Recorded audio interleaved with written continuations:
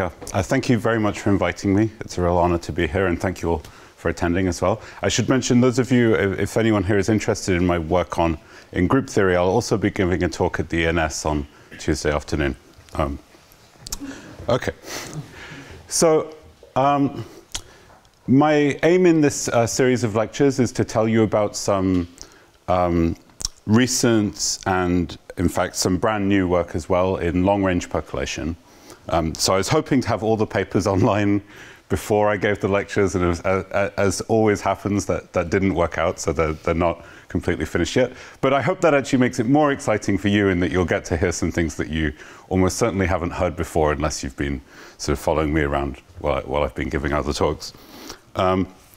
So my plan is today I'm going to start by just telling you about the big picture of what the conjectures are also for nearest neighbor percolation. In fact, this fits into just a very general sort of family of conjectures within statistical mechanics more broadly, like regarding self-weighting walk, the Ising model, and so on. And then I'll start telling you about long-range percolation, and then over the course of the week, I'll hopefully be able to actually prove to you many of these new results about critical long-range percolation. Okay, so I want to start by just saying sort of, again, the big picture.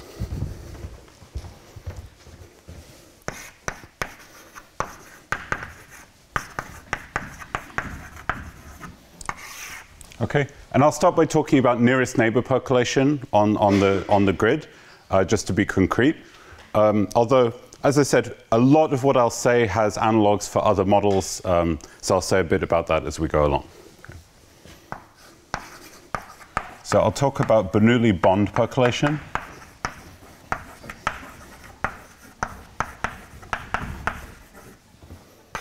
Okay, so what that means is we have a graph,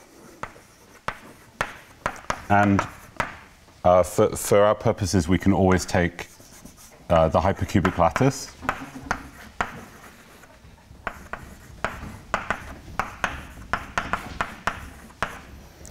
And we have a parameter p in 0, 1. And we independently delete or retain the edges with retention probability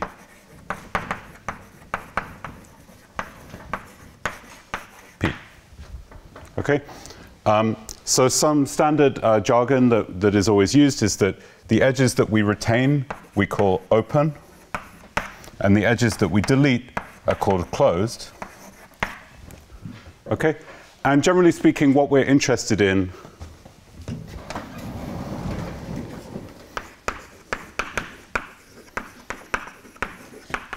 the geometry of clusters,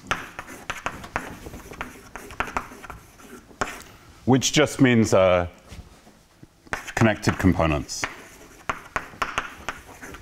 Okay, so we start with this graph, like the hypercubic grid, for example. We randomly delete some of the edges, and then we want to understand, what is the geometry of this random subgraph that we have left over. Okay. Good. So, you can ask, why study percolation? Well, percolation is a sort of paradigmatic example of a model undergoing a phase transition. Okay? And it's arguably the easiest such model to define. And so there are other models that are arguably more important within mathematical physics, like the Ising model, for example. The Ising model is a bit harder to define. We may discuss it later on. The advantage of percolation is because it's so simple, it very often appears in other contexts as well. So, if you're proving something about some other kind of statistical mechanics model, there may often be some comparison to percolation. You can do something like that. Okay. So the first sort of basic theorem that makes the model interesting, in some sense, is that when d is strictly larger than 1, percolation has a phase transition.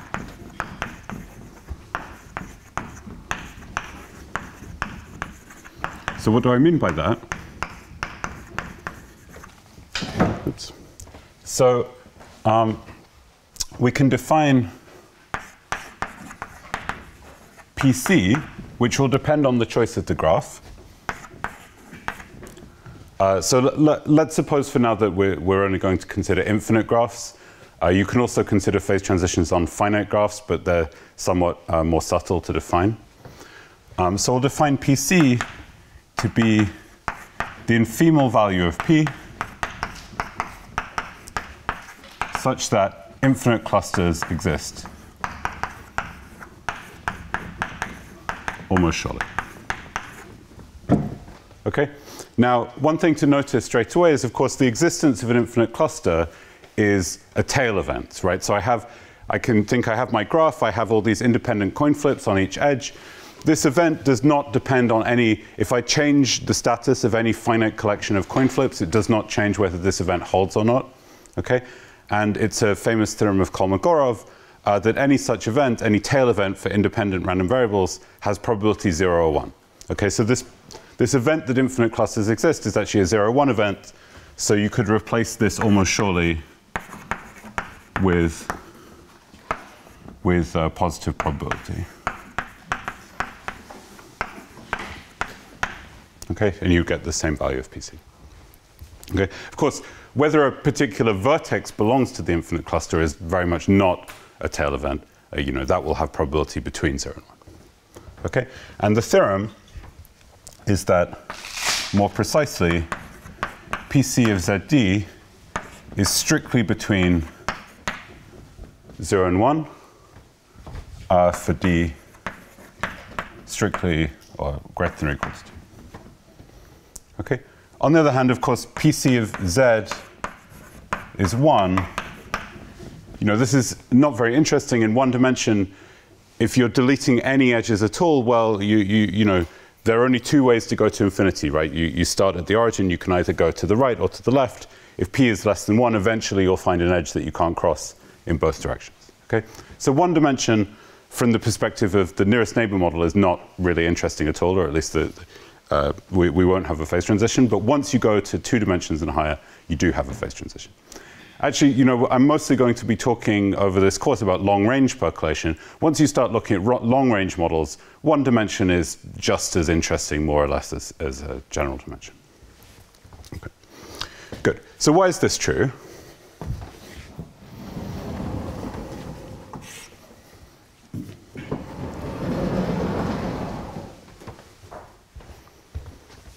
Okay. Well,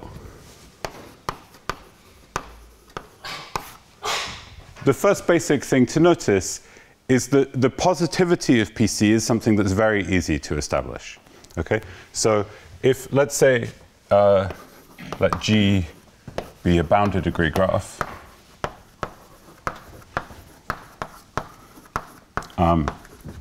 so as a reminder, the degree of a vertex in a graph just means the number of edges which are adjacent to that vertex. So bounded degree means there's some finite constant that bounds all the vertex degrees.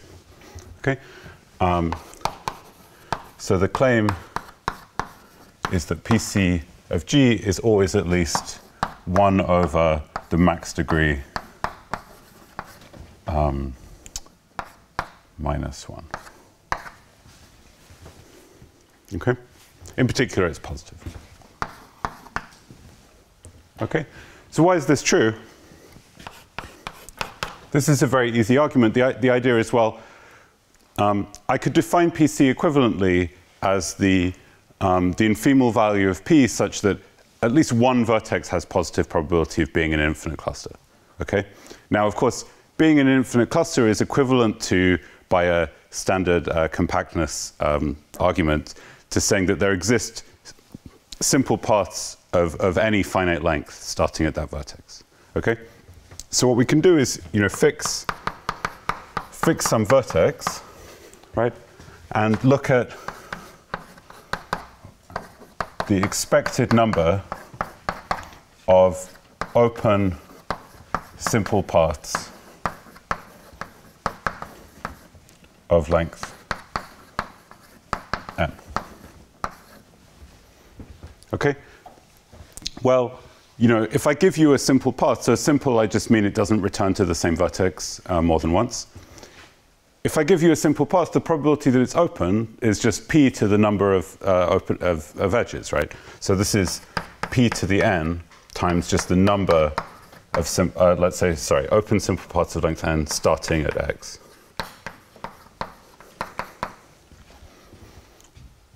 Right? So it's just p to the n times the number of simple paths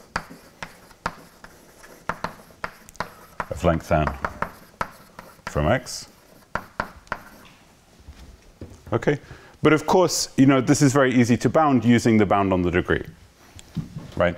So this is bounded by p to the n.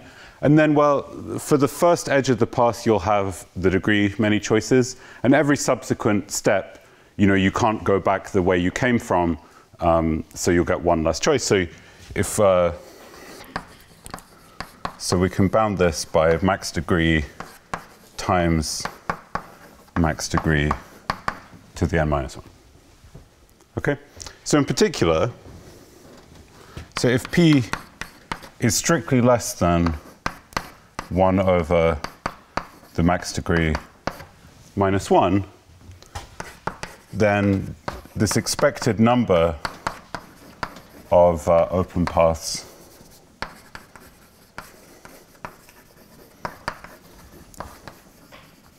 from x, well, it goes to 0 at length n.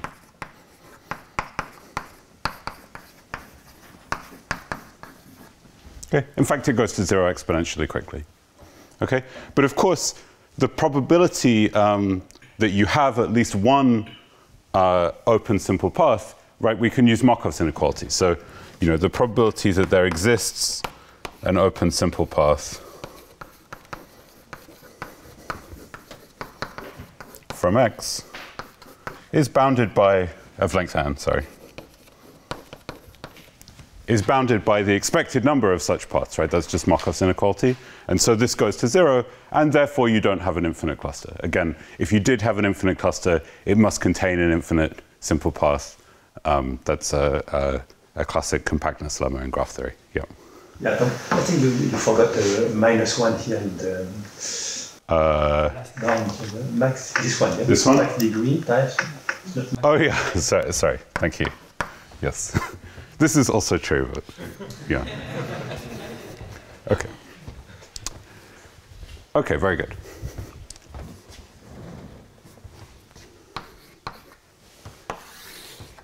Okay. So how do we prove the theorem? Well, the harder part of the theorem is showing that you actually have this supercritical phase. Okay, so the terminology, but maybe I should say, in general, we have these two phases, and you know here we have we'll call this subcritical and this supercritical, and this is critical.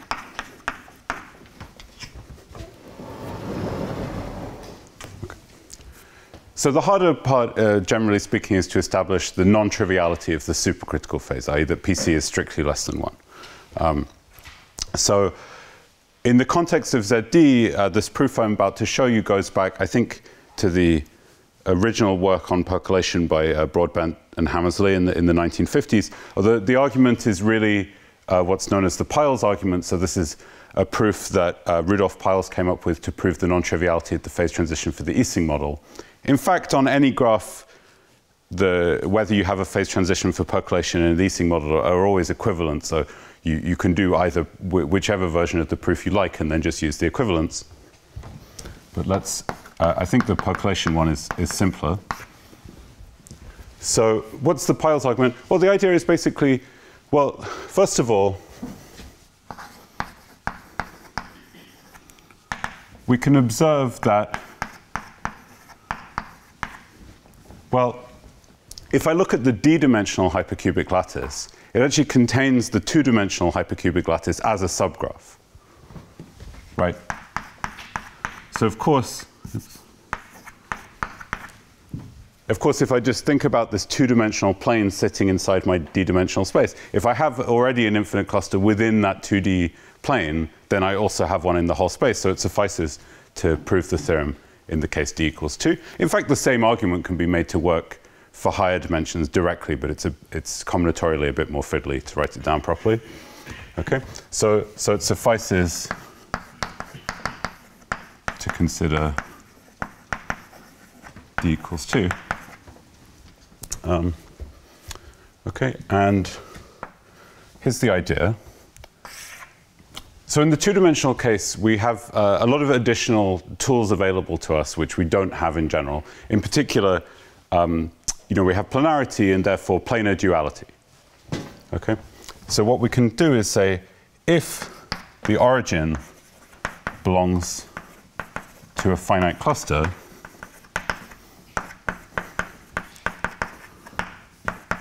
there must be a closed dual cycle surrounding it.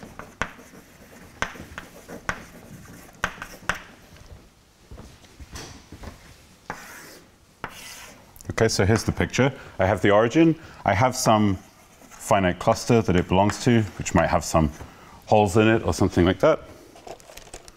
Okay, but if I look at all the edges in the boundary of this cluster, so they must be closed because they're in this outer boundary of the cluster at the origin. Okay.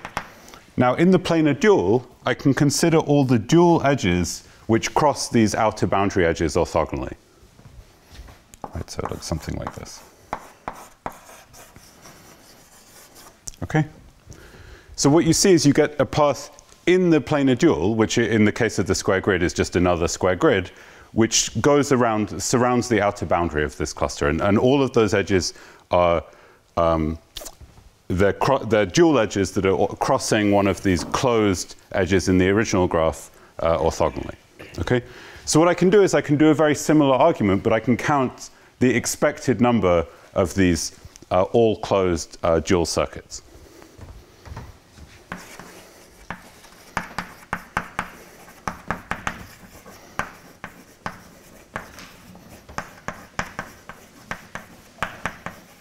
Okay.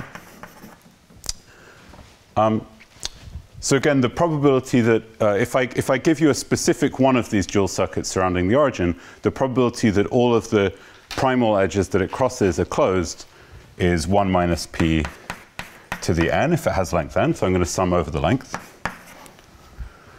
How many dual circuits are there of length n? Well, I can think about the slight subtlety compared with this case is I don't know where these circuits start, right? But of course, if I have a dual circuit that surrounds the origin and has length at most n, then it must intersect this positive real axis somewhere within the first n steps. Okay, so I have at most n choices for where I intersect this axis. Then once I have that, I have at most 3 choices for how to extend the path. Right? If I start my circuit here, and each choice I can choose to either continue straight, turn left, or turn right. Okay, so I get a simple bound like this. Okay, now of course this is not a sharp bound at all, but that's not the point of this, right? We're not trying to really compute anything exactly, and in fact, you're not really going to be able to compute PC exactly via this kind of method. So this is just a crude bound. Okay, so we get the expected number of these closed dual circuits is bounded by this. In particular, if p is close enough to 1, this expectation is less than 1. This is overkill. In fact, really, you just need this expectation to be finite, and then you can argue that you have to have a positive probability of not having any such dual circuits. But let's just make the expectation less than 1, just to make things easy for ourselves. Okay? If it's less than 1, then the probability that there are no dual circuits, well, the probability that there exists a dual circuit, a closed dual circuit, is bounded by this expectation. So it's less than 1 also. Okay? And if there do not exist any closed dual circuits, then the origin must belong to an infinite cluster. Okay. So again, these things are very, very classical. As a historical note, so Piles proved this, I think, in the 30s for the corresponding statement for the Ising model. There's an interesting history where Ising himself was a PhD student of Lenz, I think 10, 20 years before the work of Piles. And he proved that the one-dimensional Ising model does not have a phase transition. And for some reason, this led the whole physics establishment to write off the Ising model as uninteresting. Sort of remarkably now, because it seems very obvious from our modern perspective that, okay, one dimension is just not the right thing to look at for these kind of things. But it wasn't until this subsequent work of Piles, again, some decades later, who proved that there is indeed a phase transition for the Ising model and reignited interest in all these kind of things. Okay.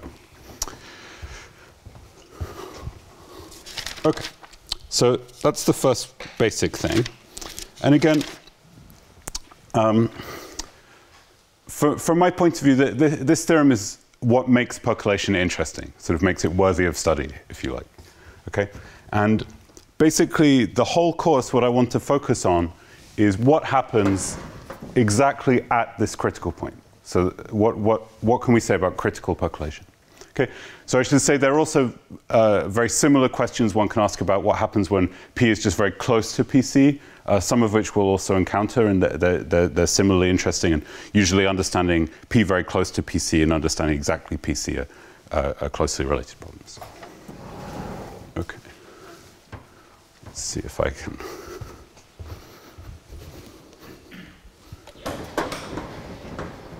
Use the space.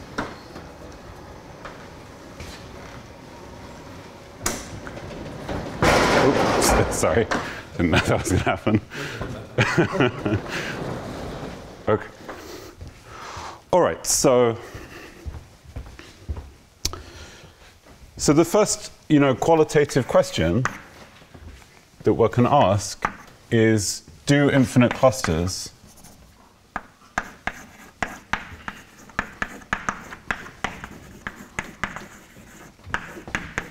exist at PC?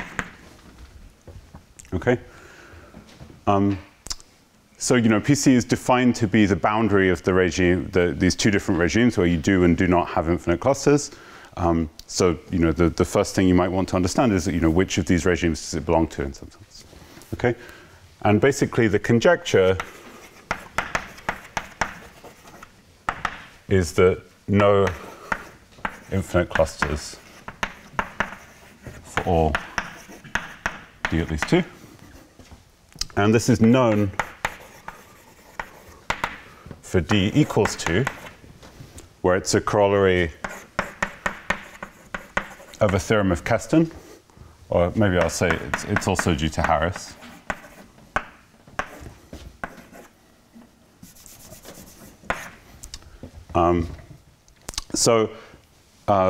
To give a bit more detail here, it was conjectured for many years that the critical probability of the square grid is exactly 1/2. Okay? And this is what was finally proven by Harry Keston in 1980. Okay? Now, the reason why you get 1/2 here is the critical probability for the square grid is essentially a consequence of the fact that the square grid is its own planar dual. Okay, that's sort of why you get 1/2 having a special role. Okay, now, and in terms of why it implies there's no infinite clusters at PC, well, in fact, Harris had proven, I think, in the 60s that there are no infinite clusters on the square grid at 1/2. Okay, so together with Keston's theorem that PC is equal to 1/2, that shows that there's no infinite clusters at PC. So one thing I want to point out about this is the fact that you can exactly compute PC in this example is highly atypical. Okay, so, well, if you look at other planar lattices, like the triangle lattice or the hexagonal lattice, things like that, then you can also compute PC. But beyond those kind of examples, or trees, things like that, beyond a few special examples, you will not be able to compute PC.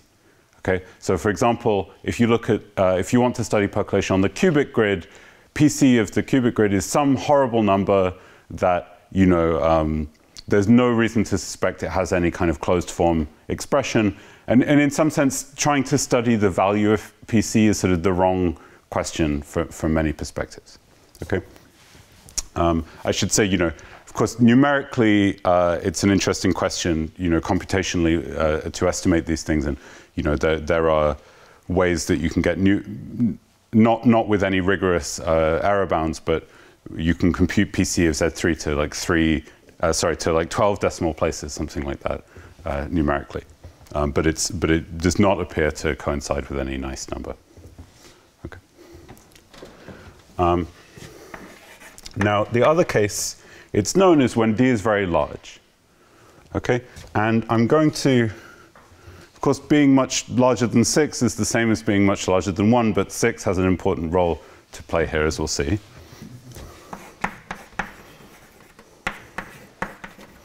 Okay, and this was proven by Hara and Slade in 1990, and I'll say much more about this soon. And, you know, in some sense, morally, we just need D strictly larger than 6. Okay, the reason why 6, and again, I'm going to talk about this a lot soon, is that there really is a change in behavior of the model at 6 dimensions. So the model in strictly more than 6 dimensions is really just significantly simpler, easier to understand than the low-dimensional model. Of course, 2 dimensions is also very special for some quite sort of complementary reasons.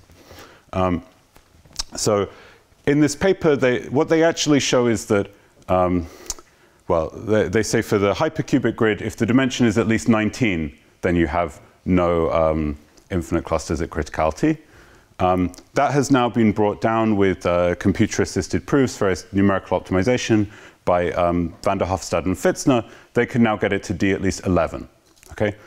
Now, why do I say morally D is bigger than 6? Well, this restriction is essentially the method that they use, something called the lace expansion, is a method that requires some small parameter, which could be like 1 over the dimension, but it doesn't have to be. You can also take it to be something else.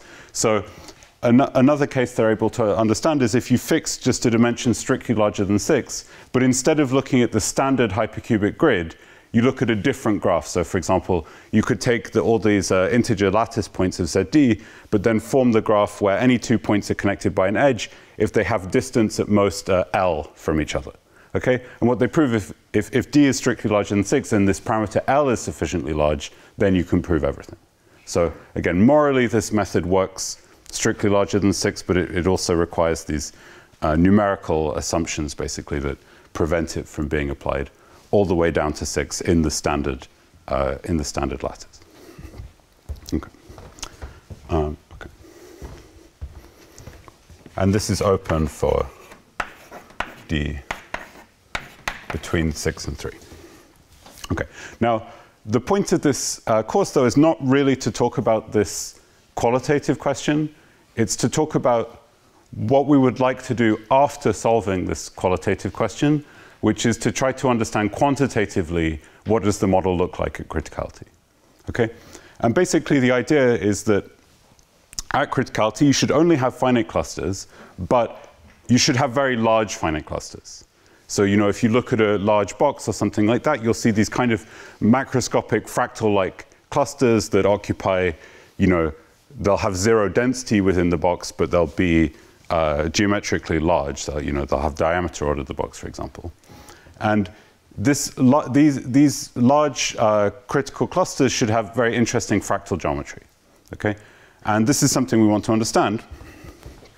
And we're going to try to understand this primarily via critical exponents.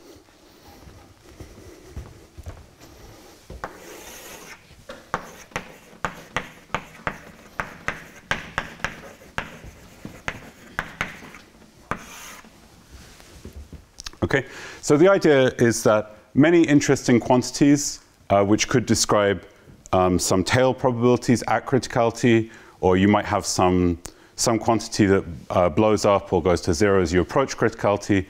Many interesting such quantities should have power laws describing them.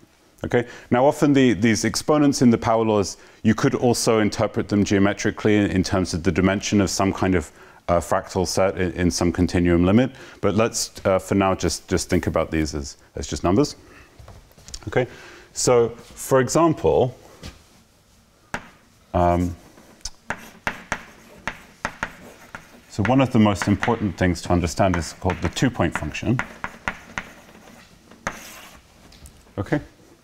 Which is just the probability at PC that X is connected to Y. Okay, by an open path. Okay? And this is one of the many things that we believe is described by some kind of power law. And I should say that all these power laws have, there's traditional notations for all of them. So if you want to become a master of this subject, one of the things you have to do is memorize all these different notations for exponents. I should say one of the problems with this, it will often be the case that the standard notation for the exponent will overlap with a Greek character that we're also using for something else. So I apologize about that. It's something you get used to if you work in this area. So, okay. So one of the examples here is that this two-point function should decay like a power of the distance.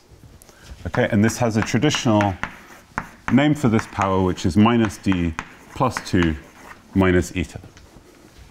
Okay.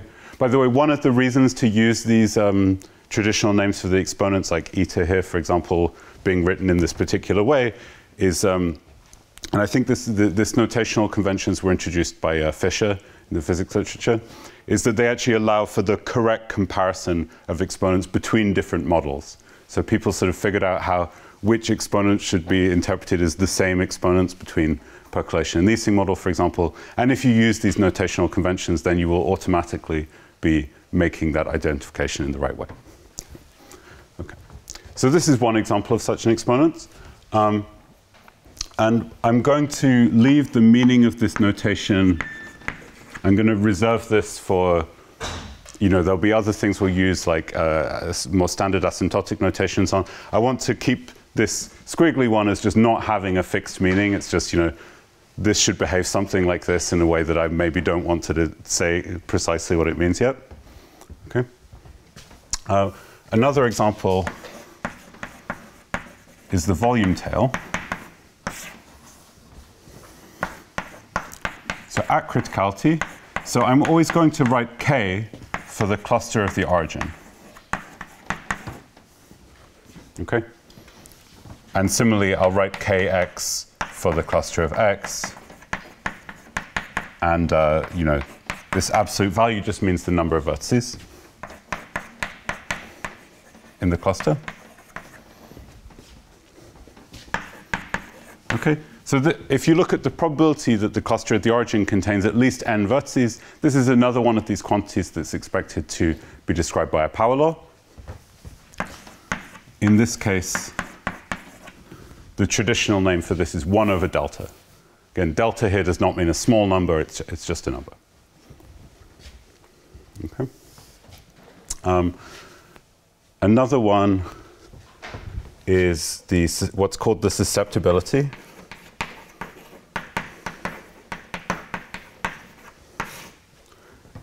Which is just the name for the expected size of the cluster at the origin. Okay?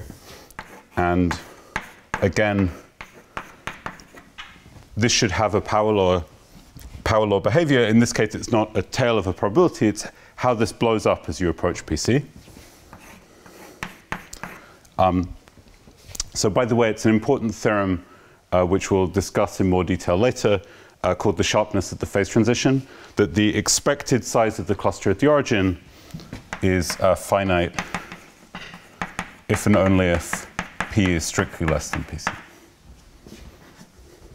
Okay, and as you approach PC from below, this should blow up like some power of epsilon, And the traditional name for this exponent is gamma. Okay. Now I could keep going on for some time and introducing more of these. Maybe I'll just say one more, which is that if you're slightly above criticality and you look at the probability that the origin belongs to an infinite cluster or is connected to infinity, then this should go to 0 like some power of epsilon, and this is denoted by beta. Okay, so one thing to stress about the fact that I'm being vague with the precise meaning of this is that in all of these cases, you sometimes get logarithmic terms. Okay, so it might not be exactly like a power. One precise meaning you could take for everything that I've written on this board, but perhaps not every time I write this symbol, is that if you take the logarithms of both sides, the ratio converges to 1 in the appropriate limit. Okay. Good. Okay. So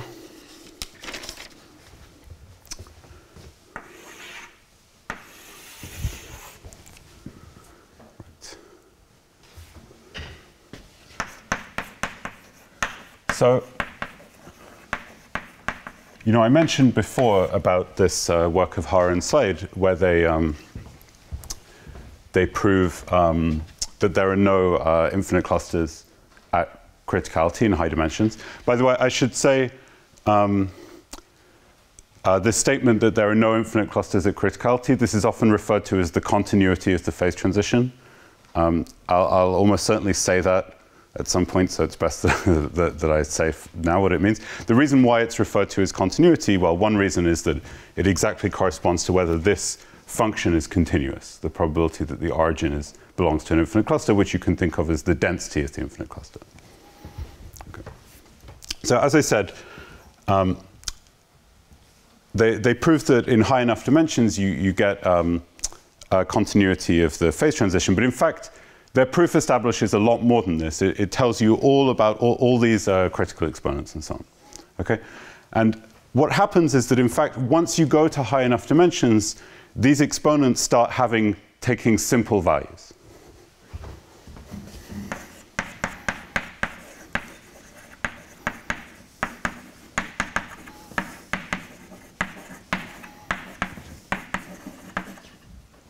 Which are known as mean field values.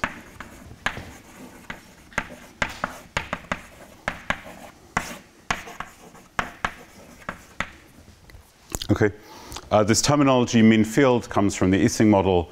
It doesn't really make direct sense for percolation, but it's by analogy.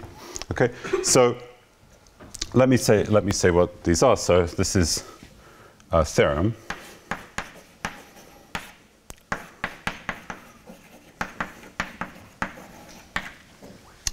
So in fact, what Haar and Slade really proved is they established a sufficient condition that was already known via several previous works to imply these mean field critical values, which is called the triangle condition.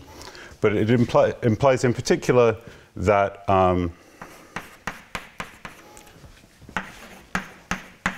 so again, under the same assumptions I was saying before, so either the dimension is very large, or you're just strictly more than 6 dimensions and you work with the spread out model, then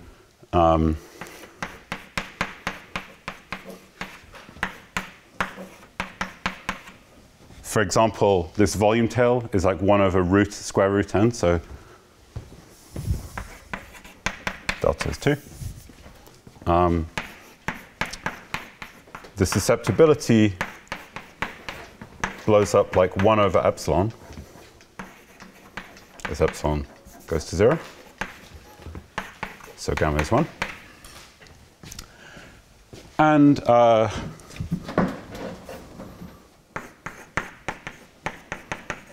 the density of the infinite cluster is of order epsilon, at PC plus epsilon. Okay. By the way, this symbol will mean use another color.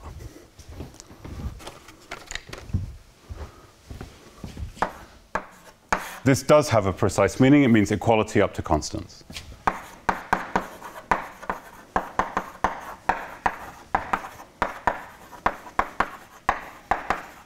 Okay? So it means, you know, this is bounded above by a large multiple of this and bounded below by a small positive multiple of this. Okay. Okay?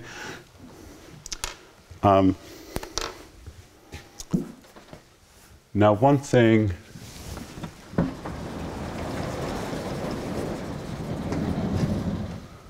that they actually did not prove, I just realized I don't know whether you're right.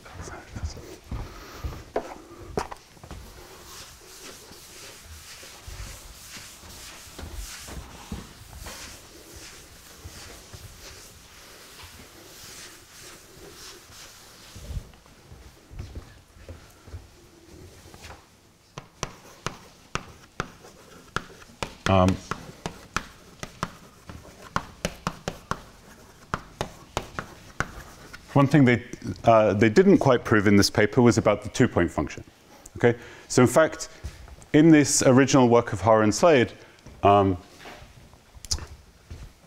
their method was all based on Fourier analysis. So it didn't really allow them to get point-wise estimates on the probability x is connected to y, only on the Fourier transform of this function. And this was improved to a point-wise estimate by this later work, about 10 years later, I think, of van der Hofstad, Haar and Slade, who showed under the same conditions that, sorry, again, equality up to constants, that in high dimensions, the probability x is connected to y at criticality decays like the distance to the power minus d plus 2. So in other words, eta equals 0. Okay. Now, this maybe I shouldn't have started by just telling you what the theorem is. I should say, you know, why should you expect these exponents, and like, what does this mean? What is the interpretation of these values? Okay. So, well, one thing to notice straight away is that this scaling with minus d plus 2, this is the same order as the Green's function.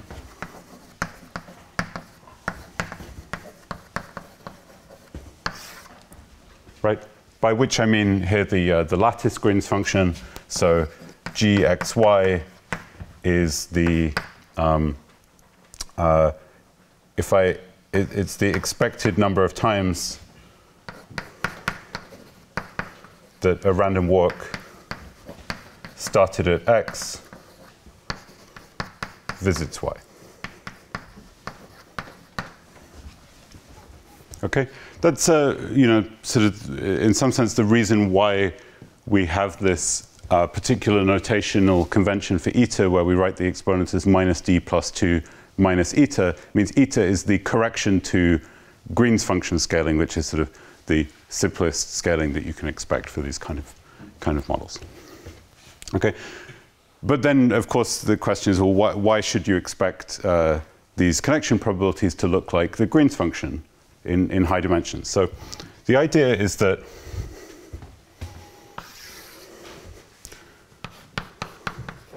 high dimensional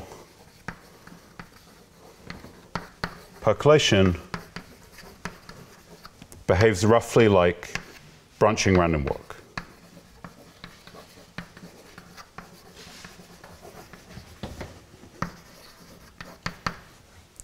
Okay. So what do I mean by that?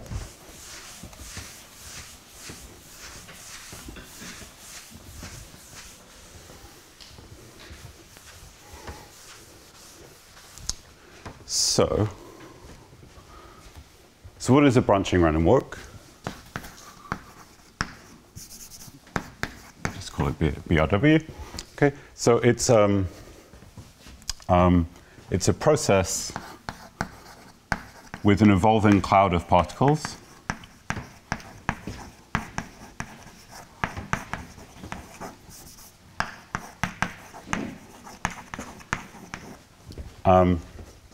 Where each step of finitely many particles, at each step, each particle splits into a random number of offspring independently.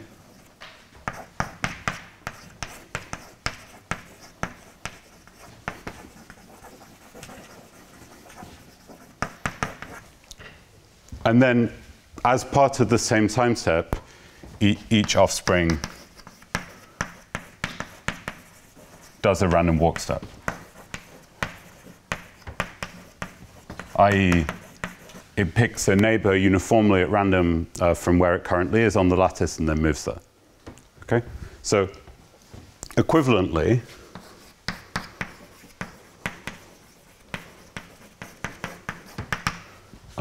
you can first sample the genealogical tree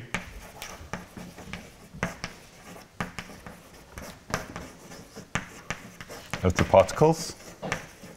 So in other words, you forget about the fact that the particles are also undergoing the spatial motion, and you just form this tree of parent-child relationships.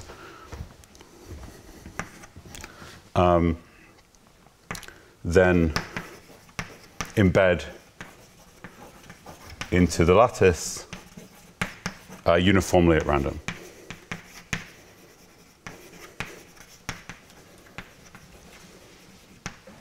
Okay.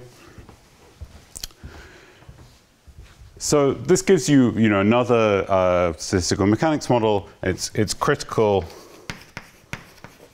when the expected number of offspring is equal to 1. Okay? In the sense that if you have less than one child in expectation, then the process will die out very quickly. If you have more than one child in expectation, it has a positive probability to survive forever. If you have exactly one offspring, then you're critical and you get all these kind of power law type behaviors. Okay? And for this value, the expected number of particles that visit X when you start the process at Y is actually just exactly equal to the Green's function. Okay? Why is that? Well, it's actually just a consequence of the linearity of the expectation. If you have a mean 1 number of offspring, if each particle has mean 1 offspring, then actually the total expected number of offspring at generation n is exactly n. In fact, whatever this is, you get that to the power n, right? Just by a simple induction. Okay? So you get that the expected total number of offspring at time n is exactly 1 at criticality. So, but of course, each one of these particles in generation n of the tree is being embedded by a random walk into the lattice, right? So if you just use the linearity of expectation, you get this equality. You just get exactly a Green's function. Okay. Also, less obviously, but this is very classical stuff, and it's things that you could and many people do teach in undergraduate probability courses. If you, at criticality, the probability that the total number of particles ever, including summing over all generations, is at least n, is of order 1 over root n. Okay, I should say this is for finite variance offspring.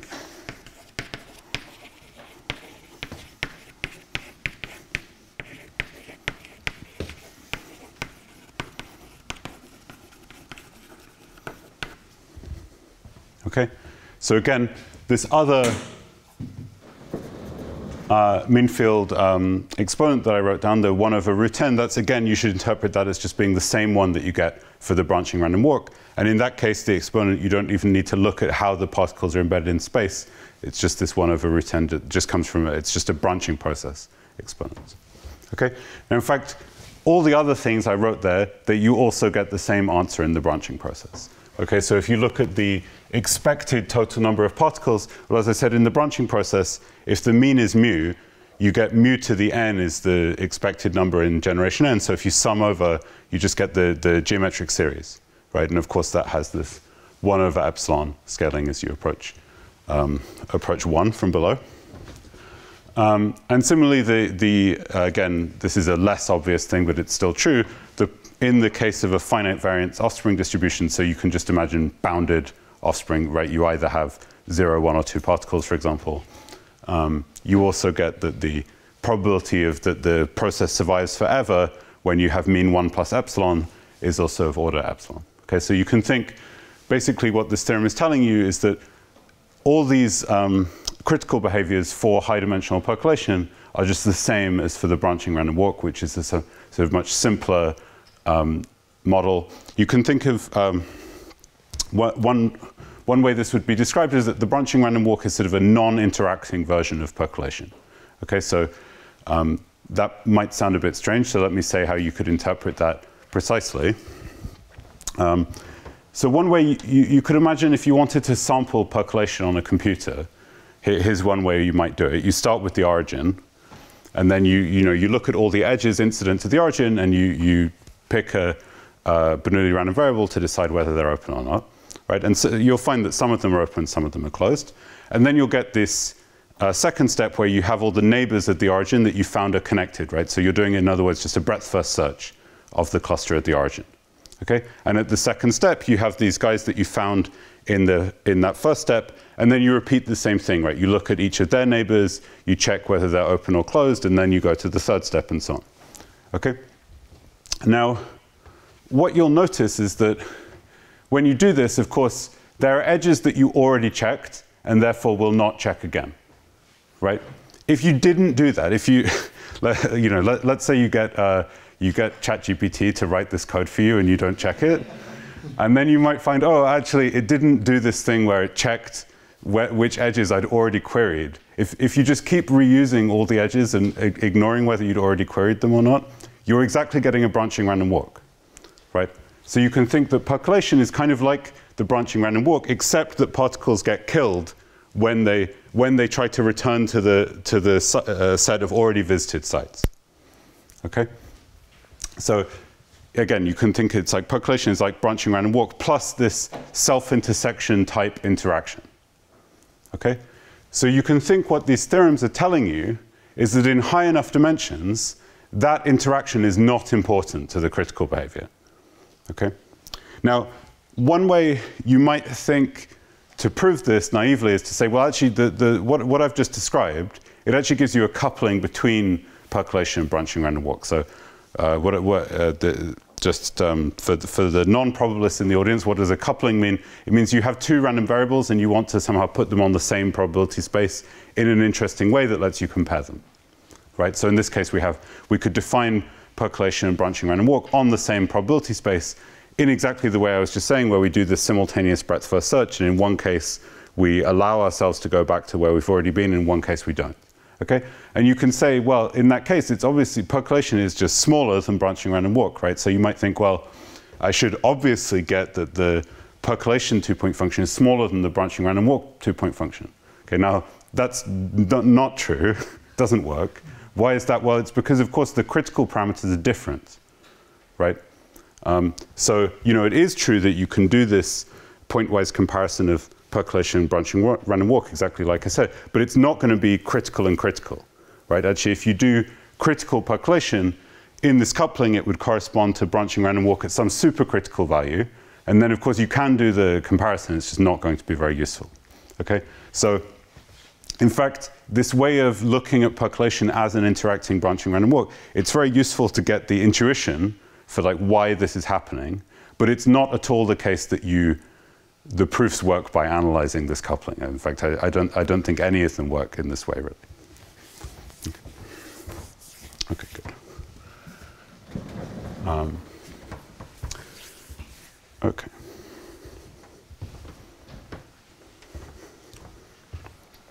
There's a similar point, by the way, in comparing critical phenomena between different dimensions.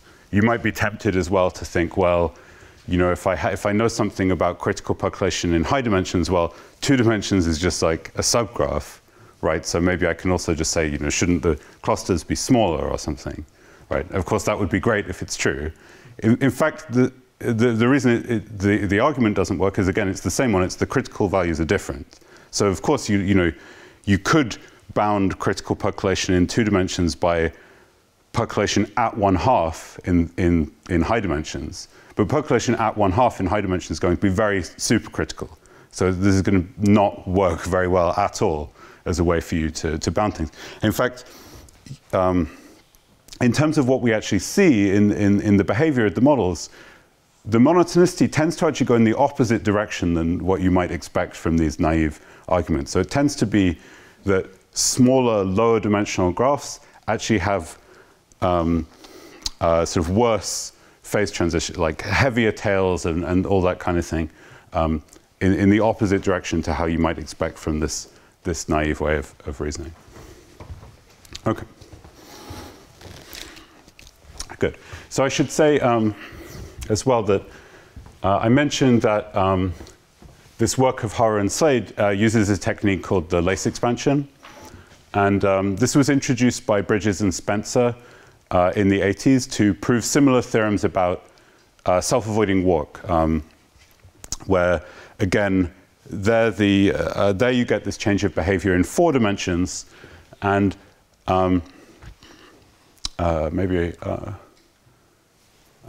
actually, I'll say something more about that in a bit. Maybe. Okay, but yes. So you can think that this the lace expansion is sort of a systematic way of proving this kind of theorem, or at least it was after this first introduction by Bridges and Spencer in the context of self-avoiding walk. It was sort of developed into a systematic way for proving this kind of thing for many other models in the work of Hara and Slade, who also proved theorems about several other things too. Okay, and so the idea is basically it's a way of expanding over. You have some model you'd like to understand, like percolation, for example. You have some kind of reference model that is sort of non-interacting, like branching random walk, and in some sense you'd like to say that in high enough dimensions, these interactions have some sort of purely local effect on what's going on, and you're trying to kind of expand in terms of that microscopic interaction and say, actually, at large scales, it doesn't do anything. Okay? Now, this is a famously technical thing to actually understand properly, and I won't be going into this in this course. But basically, what it does is it gives you access to this kind of thing, like the 2-point function, or as I said in the original work, to the Fourier transform of the 2-point function. And once you have that, you can check these other exponents using earlier works. Basically, all these other things were known to hold under this assumption, for example, for d bigger than 6. Okay. So that is the high-dimensional case. And of course, many of you are wondering, I keep mentioning d6, what's the deal with that y6? So I'm going to talk a lot more about that later. Maybe one thing I should mention, though, now is that this general story where once you go to high enough dimensions, you get this simple mean field critical behavior, which means that the critical behavior becomes the same as in some kind of non-interacting, or people sometimes say like Gaussian version of the model. This is very common across many models of statistical physics. So here I'm talking about percolation, but for example, self-avoiding walk is in some sense the best example to talk about this picture in. So self-avoiding walk is just means you sample a uniformly random simple lattice path of length n, right? So if you didn't have this condition on it being simple, this would just be ordinary random walk. So you can think of it as conditioning a random walk not to return to the same vertex. The idea there is that once you go to high enough dimensions, in that case it's dimension 4. Well, if you looked at an ordinary simple random walk, well, the probability that it fails to intersect itself is always exponentially small. So whatever dimension you're working in, this is going to be a very heavy conditioning. You're conditioning on an event of very small probability. But somehow the nature of the conditioning changes a lot as you pass dimension 4. And one reason why you can think that that happens is that dimension 4 is the dimension above which two independent simple random walks intersect finitely often. Right? This is a sort of analog of the fact that will be more familiar to many of you, that 2 dimensions is critical for a single random walk to return to the origin infinitely often. So 4 dimensions is the critical dimension for 2 independent simple random walks that intersect each other finitely often. And so the idea is that above that dimension, when you're conditioning on this thing that the path is simple, somehow the changes that you have to make to enforce that conditioning are very like microscopic, small scale things. So even though this event has exponentially small probability, the nature of how you're changing the measure is very different. Okay? Whereas in low dimensions, these paths are going to intersect each other really macroscopically. You know, if you take a long random walk, there'll be many times that are comparable to the total duration of the random walk where it's intersecting itself. Okay? So the nature of this conditioning will be very different. And basically, the story is that for all of these different models, there is an upper critical dimension above which you start getting this simple non-interacting type behavior. Now, the value of that upper critical dimension does vary between these different models. So for percolation, it's 6. For self-voiding walk in the Ising model, it's 4. For some other models like lattice trees, it's 8. So it can be various different things. In fact, 4 is, I would say, the most common value of the upper critical dimension, but it can be other things. Okay, and we'll come back to this question of why it's 6 for percolation later. Okay, so that's the high dimensional case. What about low dimensions? So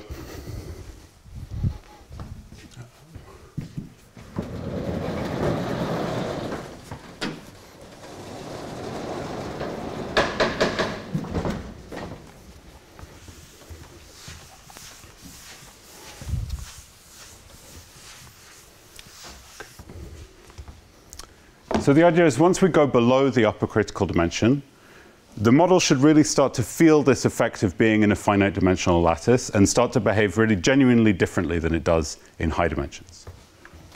So the one case where we understand this well is dimension 2,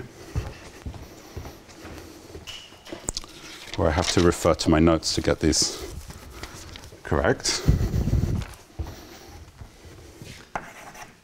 So we get that it's known that delta, known again with some caveats, which I'll describe in a second, that delta is 91/5, beta is 5/36, gamma is 43/18, and eta is 5/24. Okay? And this is known for site percolation on the triangular lattice.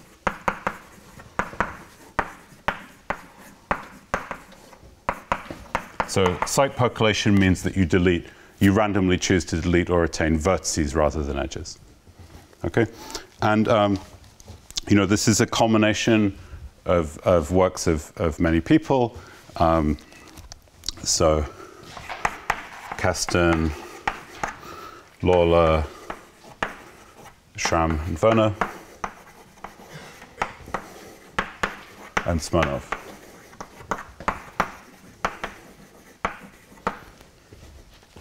Okay, and okay, there's obviously a lot of interesting things to discuss here. I won't go into anything like as much detail as I might because it's not the focus of these lectures. But the first question is, of course, you know, where are these numbers coming from? I mean, they're quite curious. You know, this turns out to be kind of a characteristic feature of two-dimensional critical phenomena, that you get these slightly strange, complicated, rational values coming out for the exponents. Okay, and there are, you know, many underlying reasons for that. So I should say these were actually predicted sometime earlier than they were proven in the physics literature by Nienhuis, using some non-rigorous methods. And ultimately, in two dimensions, there's just a lot of rich theory that's connecting this to other areas of mathematics. So, for example, there are strong connections between two-dimensional critical phenomena and conformal field theory, and with the representation theory of the Virasoro algebra.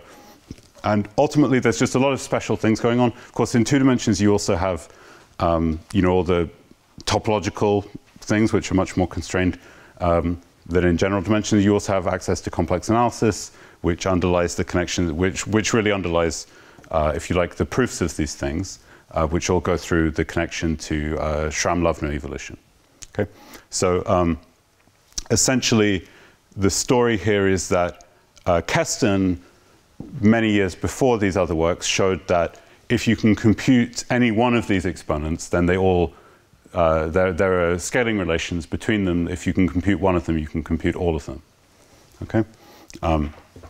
Then Lawler, Schramm, and Werner showed that the exponents take these values, and again, really, they just showed that like, one of these exponents takes these values, and then you can use Keston's theorem to get the rest. If the model has a conformally invariant scaling limit, and then this last step, the fact that the scaling limit has this conformal invariance, was shown by Smirnov. Okay. So, okay. So I should also say silly scaling limits. Okay. Actually, maybe it's a good time to mention, so I've been talking about things primarily through the language of critical exponents, but another way that you can think about what's going on in critical models is via what we call scaling limits. So what I mean by that is, you have these systems defined on a lattice, and one of the hallmarks of critical systems is that they have some kind of approximate scale invariance. Okay, so if you look at some very large scale and try to understand what's going on macroscopically, it shouldn't really depend on what large scale you're looking at. Okay? So, and consequently, there ought to be some way of taking a limit where you take the lattice spacing to 0 and try to look at some macroscopic features of the model that you find interesting and take some limit of them and get some continuum random fractal or something like that. Okay? So in the context of, in 2D, the right way to do this is to look at interfaces and, where, these things of whether two like macroscopic shapes are connected to each other, things like that. And you can understand everything about the scaling limit through this SLE process that Schramm introduced. In high dimensions, this is actually the subject of some ongoing work I have with Arthur Blanc-Renaudy, and I apologize for my bad French pronunciation of his name. Where we've proved that in high-dimensional critical percolation, the large critical clusters converge in the scaling limit to something called super Brownian motion, which is the same thing which is the scaling limit of the branching random walk, which of course is what you would expect. So I may say something more about that next week, actually, depending on how much time I have left from talking about the other things. Yep. It's believed that the critical exponents do not depend on the lattice. Yes, okay, that's an extremely important point that I failed to make. Yes, thank you. Yes, so that's a very important point. So one of the basic features of these conjectures is that with all of these things, what we believe is that these critical exponents and the scaling limits and so on, they do not depend on which specific d-dimensional lattice you take. So, I was talking earlier with the lace expansion that if you, instead of using the hypercubic grid, use these so-called spread out lattices and then you can prove things, we really don't expect that to have any actual effect on the critical behavior of the model, right? It's just, it's often the case, our methods may be restricted to proving things about one specific lattice, but always the conjecture is that it doesn't really matter, okay? Now, there are, of course, some quantities that are affected by changing the lattice and others that are not. So, for example, the value of PC is absolutely will change if you change the lattice, okay? And in fact, this locality conjecture that me and Filippiso proved a few years ago, it really says that in some sense, the value of the critical probability is determined purely by the small scale geometry. So it's really like the opposite kind of thing, whereas all these things like critical exponents should only depend on the large scale geometry. Okay? That's, by the way, one of the reasons why you maybe shouldn't get too caught up in issues like trying to compute PC exactly, because it's, the philosophy in this area is that the universal things are the interesting things, right? So the things that do not depend on the choice of grid, that are kind of coming purely from things at large scales, purely from the scaling limit, those are the most interesting things to look at. Okay. And I guess a similar point would be, when we define these critical exponents, we often have these estimates that are up to constants, things like that. And, well, generally you would expect that you can replace this by some first-order asymptotics, that this would be asymptotic to some specific constant over root n, something like that, which is often important to understand if you want to understand scaling limits. But the actual value of that constant tends to be a non-universal quantity, so it's something you shouldn't try to understand too carefully because it sort of won't be interesting in some sense. Okay, but yeah, thank you. Yes, I should have said that sooner. Okay. So that's 2 dimensions, and of course, one could very easily give a whole series of lectures about the 2-dimensional results, which I won't do here because that's not the focus. So what about the remaining dimensions? So what about dimensions 3, 4, 5, and 6? Okay.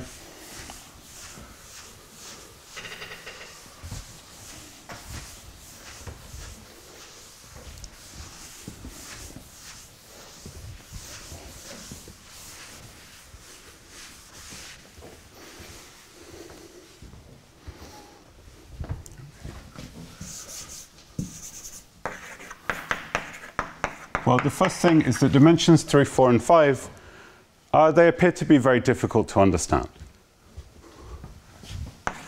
So let me just put some question marks there, and I'll come back to this later. And I should say, one of the primary goals of this course is to tell you about the slightly different context of long-range percolation, where you can actually understand some similar kind of intermediate dimensional critical phenomena, but which you actually can understand. Okay, but let me leave this as just some question marks for now. This is something difficult to understand. What about dimension 6? So this is an interesting case in that in dimension 6 we have conjectures but not yet proofs, which I think is the nicest, most exciting place to be as a mathematician, which are... So the conjecture, and I should say, perhaps the better word is prediction, in that this is something that has the behavior has been computed using non-rigorous methods in the physics literature. So this is due to Essam, Gaunt, and Gutman.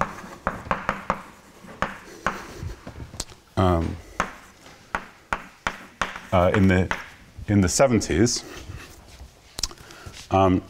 So their conjecture is that if you look at the volume tail, so generally speaking, again, for all these different models, you will have the same basic behavior that, we have what's called the upper critical dimension, which is 6 for percolation, above which you get the simple mean field behavior.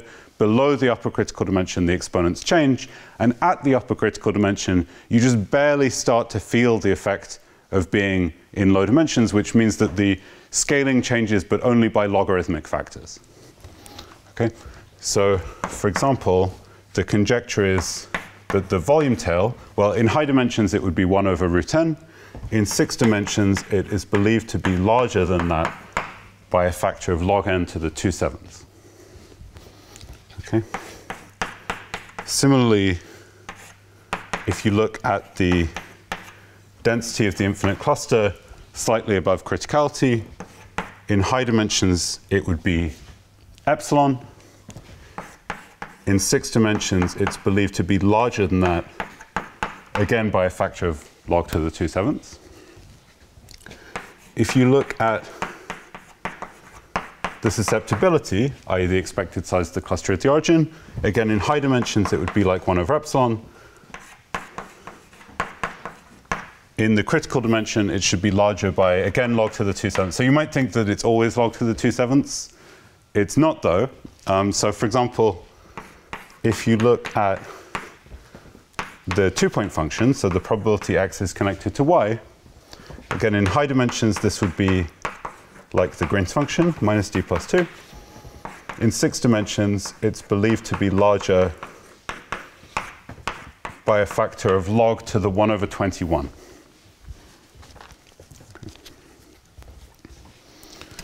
Good.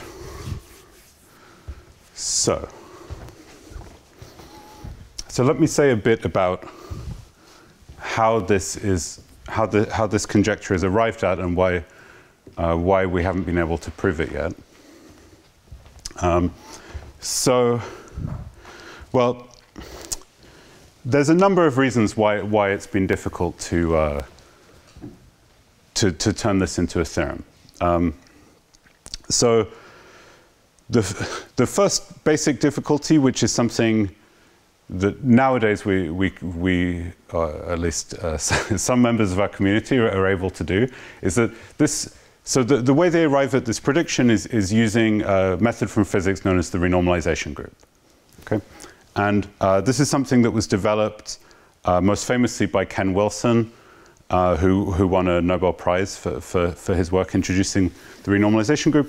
And as developed by Wilson, the renormalization group is sort of a systematic way for proving, or not for proving, for computing various aspects of critical phenomena in statistical mechanics. Also in quantum field theory, but let's stick to statistical mechanics. Okay, and generally speaking, by the way, as a point about the terminology, the word group that appears in renormalization group, just ignore the fact that you have a meaning of the word group as a mathematician. It's not really related to that. So the thing with the renormalization group, it's very technical to implement rigorously. So this has been done now for a number of models. So most closely related to this, Bauer-Schmidt, Bridges, and Slade, about 10 years ago now, were able to prove a number of theorems of the same kind of form as this for some other models, including what's called the phi-4 model, which is closely related to the Ising model, and also to self-avoiding walk. Well, not quite the self-avoiding walk as I described, but a variant of it called continuous time weakly self-avoiding walk. Okay, and so one basic problem with doing this kind of thing is just that doing the renormalization group rigorously is very hard. Okay, on the other hand, it's a kind of difficulty that we do know how to do now, in some sense. Okay, the more serious problem for doing this in the context of percolation is that it somehow doesn't really fit into the framework that people like to do renormalization group in. So the traditional setup for this renormalization group analysis is that your model should be of the form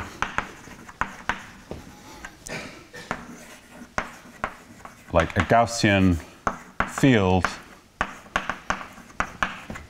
with some additional like weak interaction. So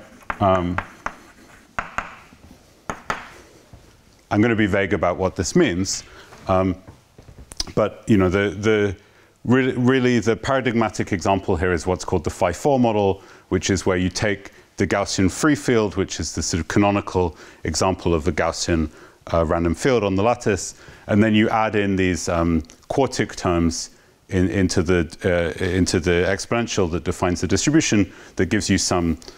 You sort of try to change the measure a little bit on the value of the field at each vertex.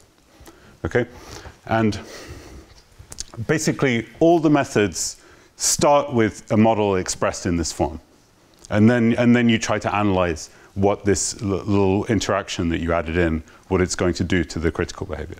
And the trouble is, for percolation, we just don't have a nice way of writing it in this form that would be like the starting point for such a renormalization group analysis.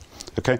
Now, in the physics literature, there is believed to be such a way of writing percolation, but nobody has ever successfully made this precise exactly how it's supposed to work. And that's in terms of something called the phi-cubed model. And this is actually what's used in this derivation of these logarithmic corrections by SM, Gaunt, and Gutman. Okay? So one problem with implementing this is just we don't really know how to do that first step of turning percolation into one of these field theory type models. Okay? There are other ways of doing this. So another thing people do in the physics literature is there's something called the Potts model, which is a generalization of the Ising model, where you have, instead of just 2 spins, like plus or minus 1, you have a general number of spins, q. And there's formally a sense in which percolation corresponds to the Potts model with only 1, with q equals 1. Okay? So one way you can get these same values is that you study the Potts model, which is a sort of field theory in some sense, so it's more amenable to these traditional ways of doing RG. And I should say this is, what I'm describing now is not at all a rigorous way of analyzing anything. You analyze the Potts model, you derive the formulas for the logarithmic corrections and so on for general q, which is an integer that's at least 2, and then you just plug in q equals 1 formally into these answers that you get, and it does turn out to give you the same things as the other methods, and in fact these are almost certainly correct, even if this method is a bit dubious in whether it should work or not. Okay. Good. Okay. So one of the main goals of my lectures over the next week is to describe a way of doing the renormalization group for percolation, but with the caveat that it's only going to be for long-range percolation rather than this traditional nearest neighbor percolation. Okay? And the thing is, it's really not going to work like this. It's going to be quite different. So I'll say a lot more about that next week. Okay. One more thing about this, though. Another thing which physicists can do using the renormalization group is to say something about these intermediate dimensions. Okay? So this is an idea going back to Wilson and Fisher in 1972. So they had a paper called the Ising model in 3.99 dimensions. Okay? And the idea is, well, you know, these intermediate dimensions are very difficult to understand. 6 dimensions and higher for percolation is relatively easy. So why don't we take, instead of trying to understand this, let's say d is 6 minus epsilon. Okay? And then what they try to do is expand the value of the exponents as functions of epsilon. Okay, so for example, you get delta is 2 plus 2/7 epsilon plus 565 over 6,174 epsilon squared, etc. And eta is minus 1 over 21 epsilon minus 206 over 9,261 epsilon squared. Okay. So, you know, the first thing you might wonder here is, what does this mean? Okay, and in some sense, that's the easiest, you know, that's the least problematic thing with implementing this as mathematicians. Though I should say there are a number of different things that you could mean by this.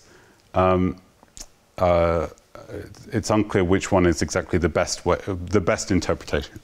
So I would say my understanding is that the way they think about these things in physics is more that you know, when you do the computations, you get all the sort of computations you write down, you get the dimension appearing as a parameter, and you can just sort of deform those computations you do by changing d continuously, even if you're not like interpreting what you're doing in terms of some actual probability model or anything like that.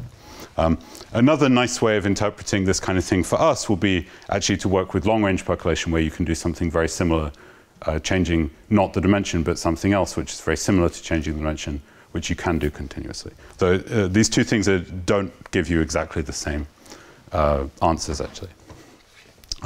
Another thing you might be tempted to do as a mathematician is to study percolation on fractals, right?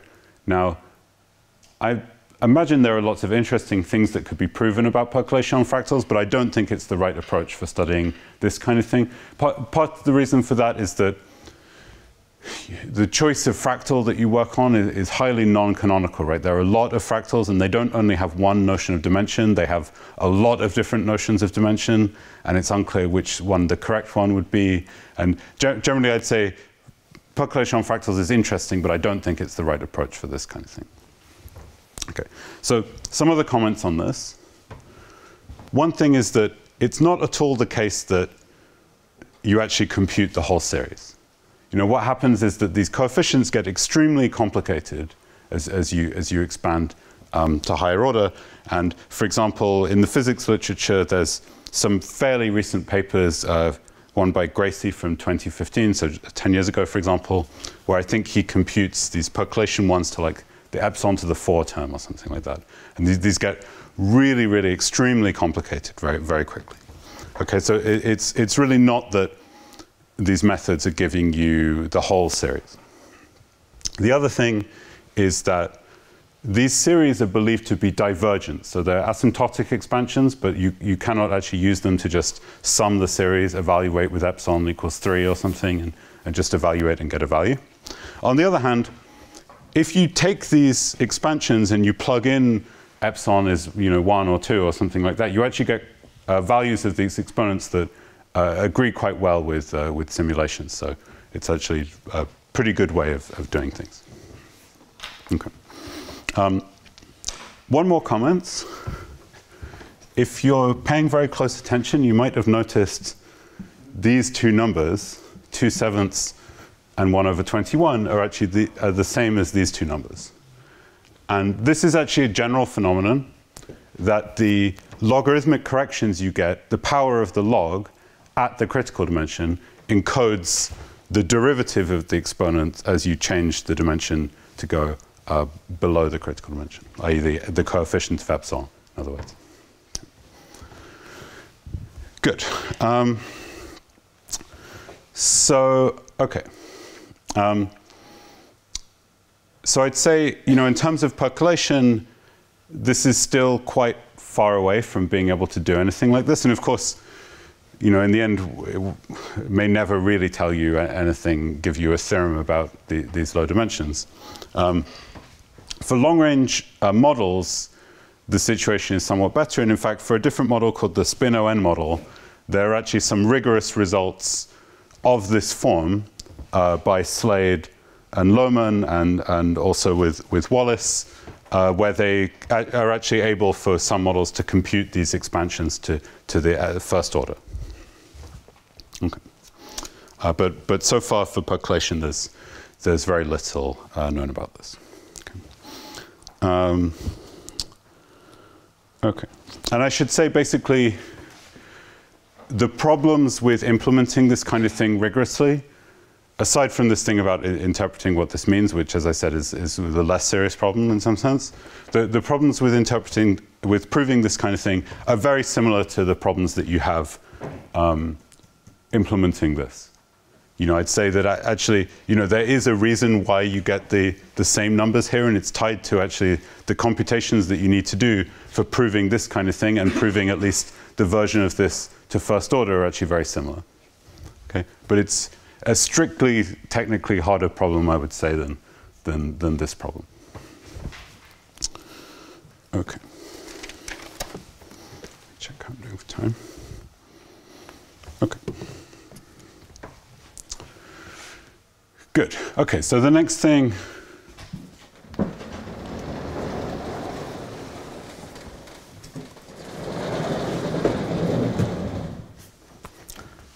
I want to talk about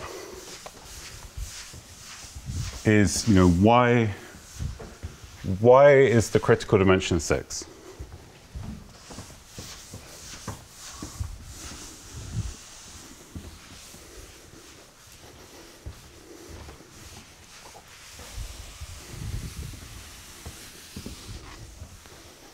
Okay, and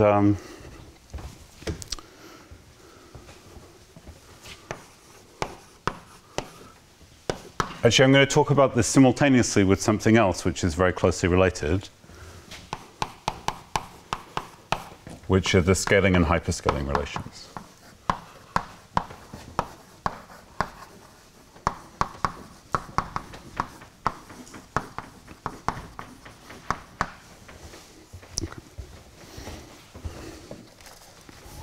So how should we think about this mean field behavior? You know, starting with a view to actually proving something. You know, well, for mean field behavior,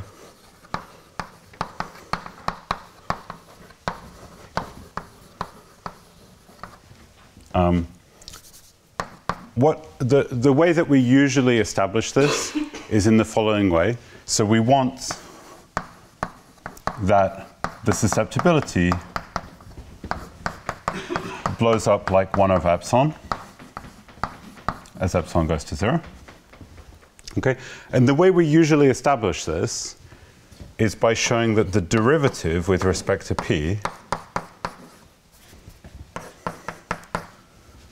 of the susceptibility is of the same order as the square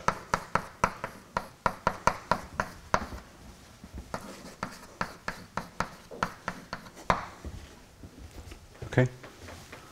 Once you have this, it's an easy calculus exercise to show that this implies this. Okay. So one thing that we always have is the upper bound. So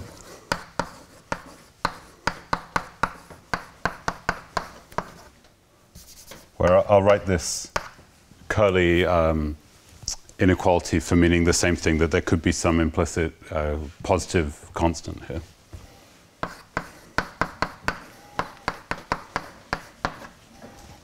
Okay, now why is this? Well, there turns out to be a nice geometric interpretation of the derivative.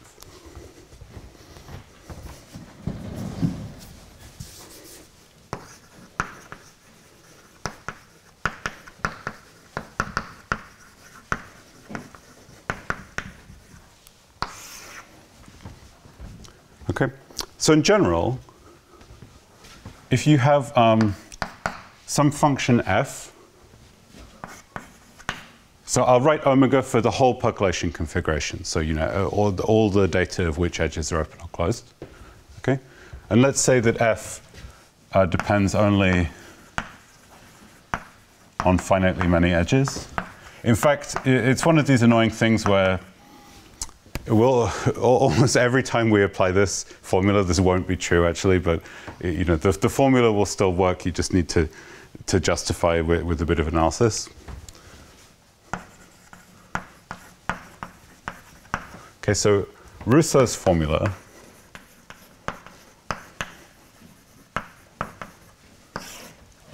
says that if you look at the derivative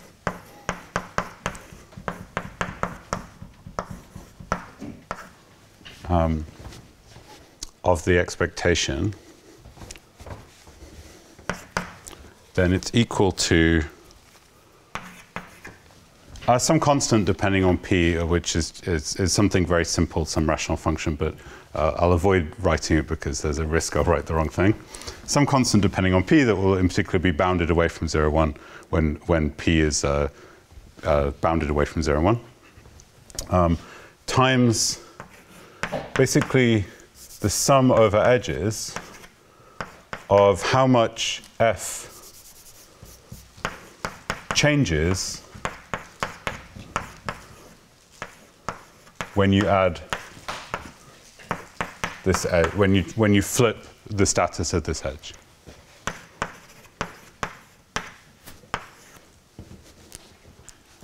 Okay, you know this really is just a very simple calculus fact. It's not anything difficult to establish. Okay, and in particular, if f is the indicator of some event where A is increasing, actually we just call the set A increasing if this function is increasing, i.e. if you add more edges, if the event already held and you add more edges, then it continues to hold. So you could imagine this could be the event that X is connected to Y, for example. Right. If it's increasing, then you can interpret this in terms of pivotal edges.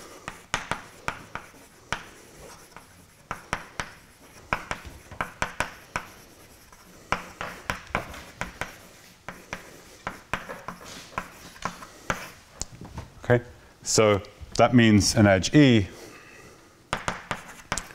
such that if I force the edge to be included in the configuration, then it belongs to A, and if I remove the edge from the configuration, then it does not belong to A.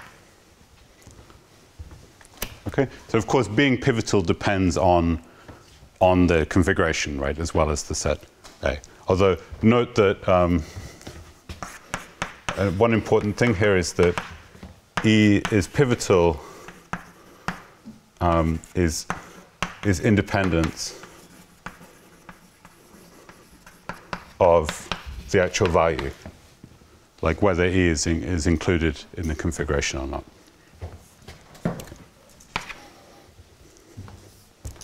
Okay. And so we get that the derivative of this increasing event, again, up to some factors of P, which I won't write down, it can be expressed as the sum of the pivotality probabilities. Okay? And because of this fact that E being pivotal is independent of whether it's open or not,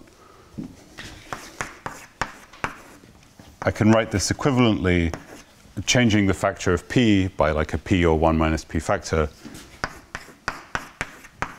to sum only over open pivotals or only over closed pivotals.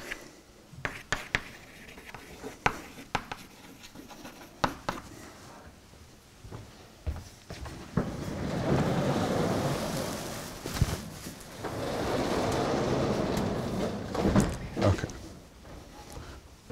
So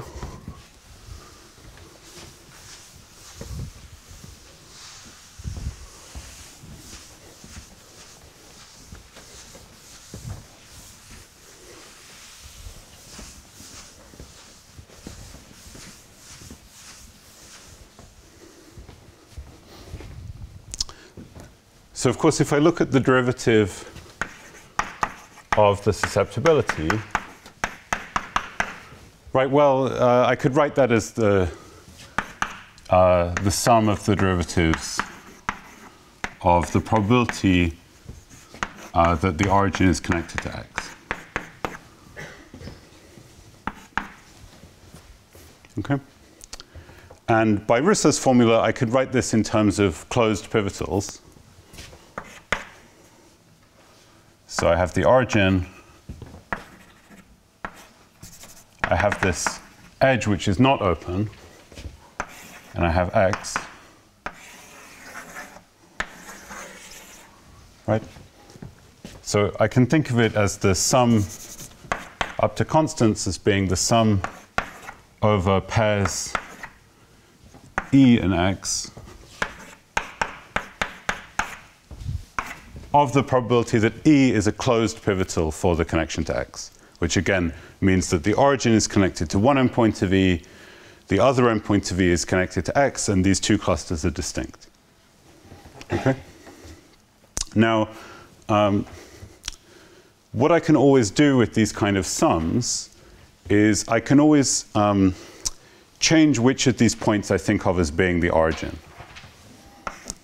Okay? So this is a special case of what's called the mass transport principle.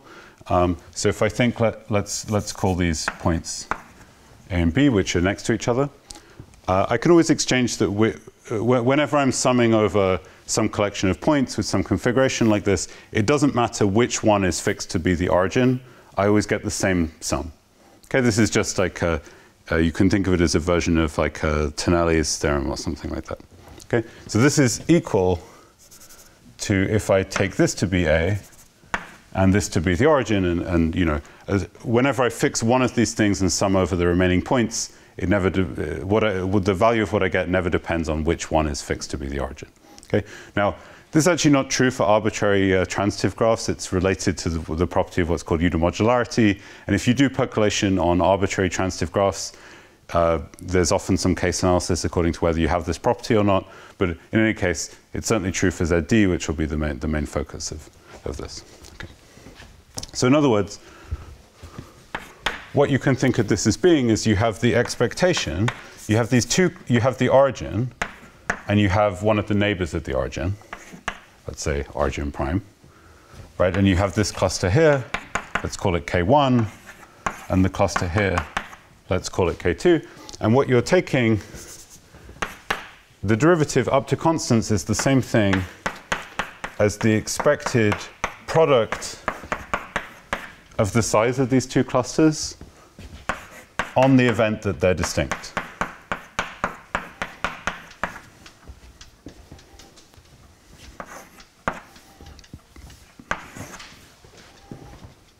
Okay, so this is a geometric interpretation of the derivative. Okay. Okay. So I mentioned that the derivative is always bounded above by the square of the. Yeah, there's a question. Where do you get the product K1, K2? Oh, right. It's sorry. It's because here I'm summing over A and B. Right. So the sum over A is the same as just taking the size of the cluster. Right. B is a neighbor at the origin, so summing over, you can think it's the same as just fixing one neighbor. And then you're also summing over X, which gives you the size of the second cluster. You mark K1 different? Is the intersection is empty? Or? Well, the intersection is empty if and only if they're different. Okay. Right, because they're two different clusters in the configurator. They're two different connected components. That, yeah. Yep. Yeah, indeed. Yeah, this is the same as saying this.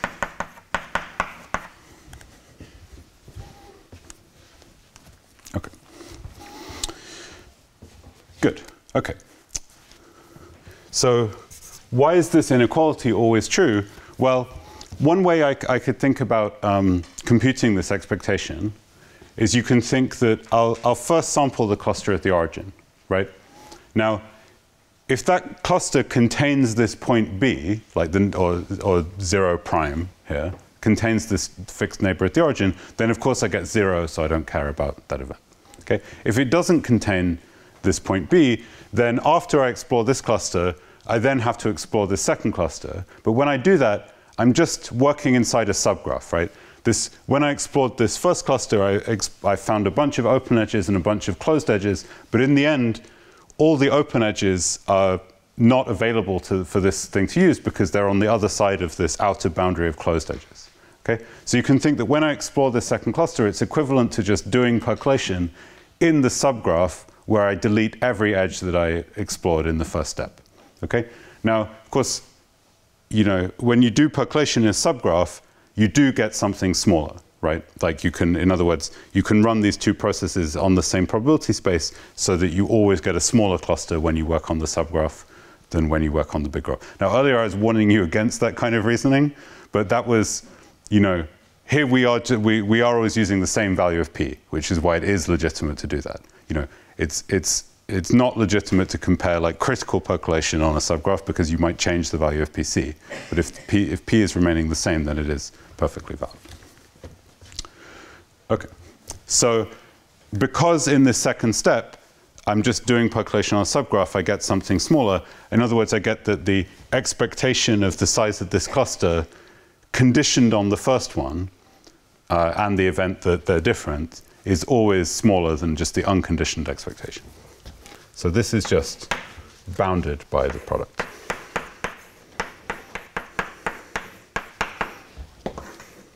And of course, by transitivity, these are just the same.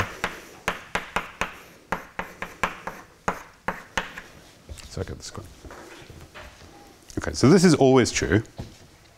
And if you do a bit of calculus, what you get from this inequality, that the derivative is bounded above by the square, this actually implies that the expectation always blows up at least like 1 over epsilon.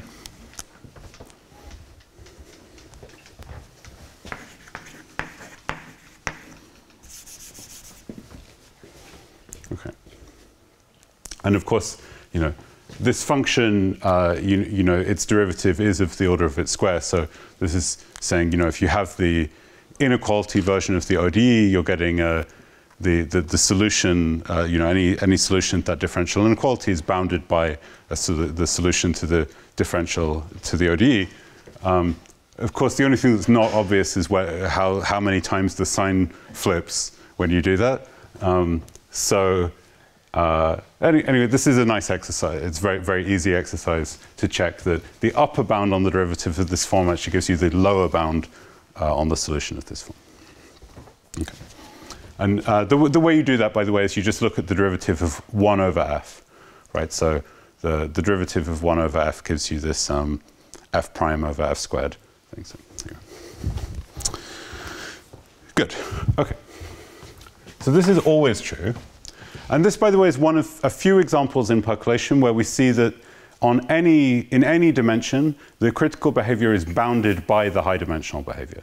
So this is an example of a mean field bound.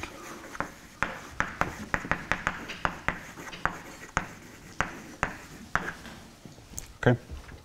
And in fact, there are a number of these for percolation. So for the volume tail and for the probability the origin is connected to infinity, these also satisfy mean field bounds where again, the quantity is always larger than it is in high dimensions. The 2-point function, that's not true. So this minus d plus 2, of course, in 2 dimensions, that would give you 0. So you get non-decay of the 2-point function, which is, of course, not what happens in the 2 dimensions. OK. Good. OK, so for high-dimensional behavior, for mean field behavior,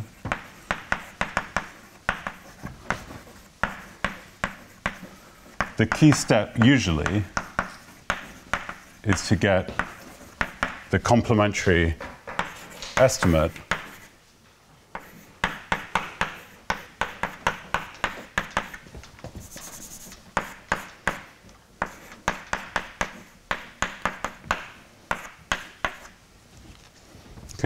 which, again, you can think of as something about telling you about the model having weak interaction, right? It's saying that, these two clusters, they're always, this expectation of the product is always bounded from above by what it would be if they were just independent. And what you're saying is that in high dimensions, it's actually of the same order as if they were just independent. Okay, so again, it's a kind of non-interaction or weak interaction statement. Okay, now, there are a few ways of doing this. So an important sufficient condition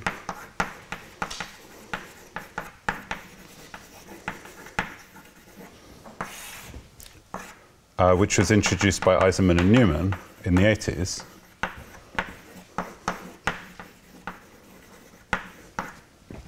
is the triangle condition. So we define this triangle of P to be the sum over 2 points of the probability the origin is connected to x, probability x is connected to y, probability y is connected to the origin. Okay, so I should stress, this is really a product of probabilities of 3 events. It's not the probability of anything. Okay. And we say the triangle condition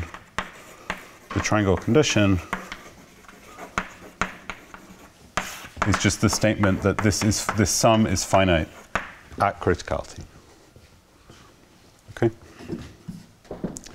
And the theorem that Eisenman and Newman proved is that if this holds, then you get this complementary lower bound on the derivative.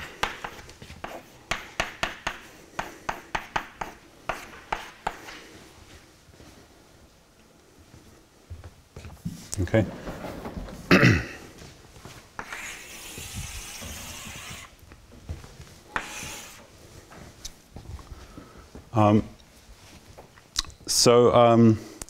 The proof of this theorem is quite easy when you have the stronger assumption that this is not just finite, but it's very close to 1. It can't be smaller than 1 because you get this contribution from x and y and the origin all just being the same, because you won. So if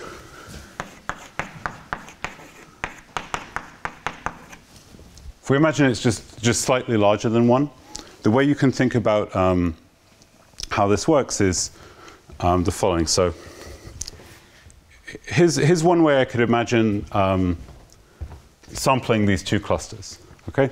So I said before, a natural thing to do is that you first sample this cluster and then you sample the second cluster. Okay? Now, one particular way you could do that is you actually sample these two clusters independently, but then, of course, if they're independent, they might intersect or something. They're not really the clusters that you actually have in the model. But you can say, I'll sample these two clusters independently, but the first one has priority. So any edge that both the clusters queried, I'm just going to overwrite with the first one gets to actually write the value that it revealed when it queried the cluster. So that gives me this configuration with these two clusters, but let's say the first one looks like this or something, and then the second one does this. Then this region where they intersect, you use the values that you computed in the first step, right? Now, of course, this pair of clusters might look like this or something. In which case, when in the actual configuration, when I look at this second cluster doesn't really correspond to any actual cluster in the true configuration, right? There's like this bit, but then there's also this piece over here that's actually a separate cluster. Okay? But what you always do have is, first of all, this has the correct distribution, right? You haven't sampled the whole configuration, but you can sample the remaining edges with some extra coin flips if you want. And this configuration you get by first sampling this cluster, then this one independently, and then just giving this one priority to write the values of the edges that it saw, does give you the correct distribution. You get a percolation configuration that way. Okay? Moreover, in this coupling, if let's say this is the origin, this is y, so we explore the cluster at the origin, then this independent cluster of y, and then do this overwriting rule. If y is not in the cluster at the origin, and x is connected to y in the independent cluster, then x is actually connected to y in the real configuration if and only if there exists a path x to y in the independent cluster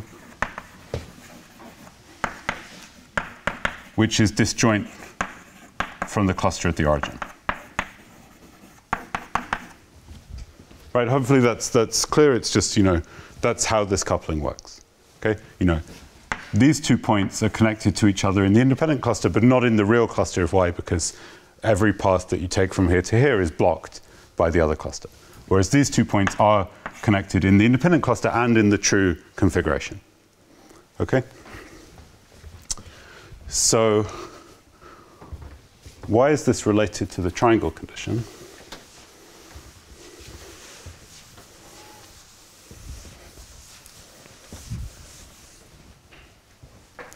Okay, so what we can do is we can do inclusion-exclusion, right?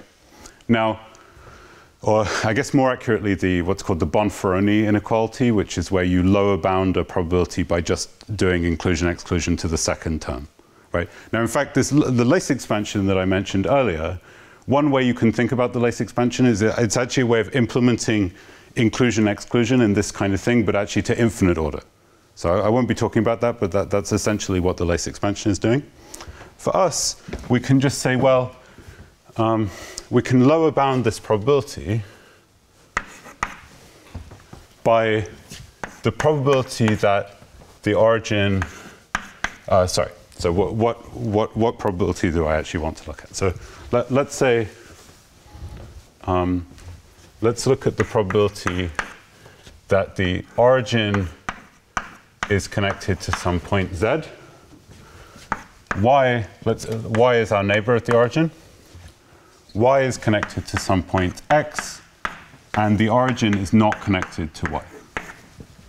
Right? And then we want to sum this over z, and x. Okay, and this is our derivative essentially, right? This is this picture.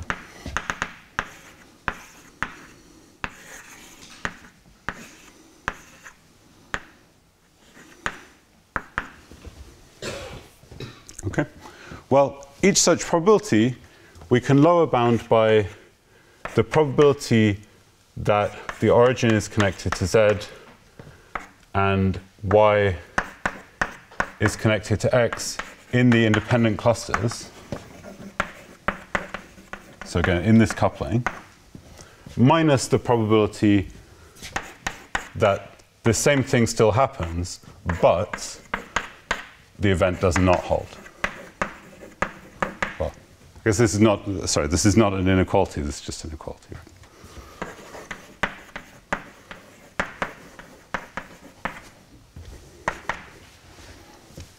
Okay. Now, of course, when you look at this event that just concerns this pair of independent clusters, well, they're just independent, so you can just factor this, right?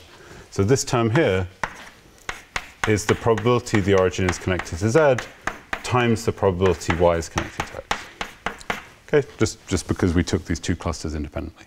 Okay, now what about this error term? Well, you know, this is what I was saying. It's like you have the origin has to be connected to x, and y has to be connected, sorry, z.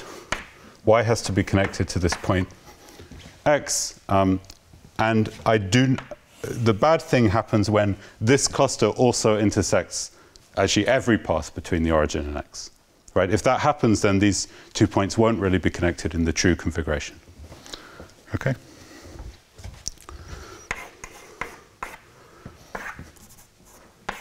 So the idea, you know, why this triangle condition is relevant is what you can do is you can sum over the specific choices of these points here. Okay?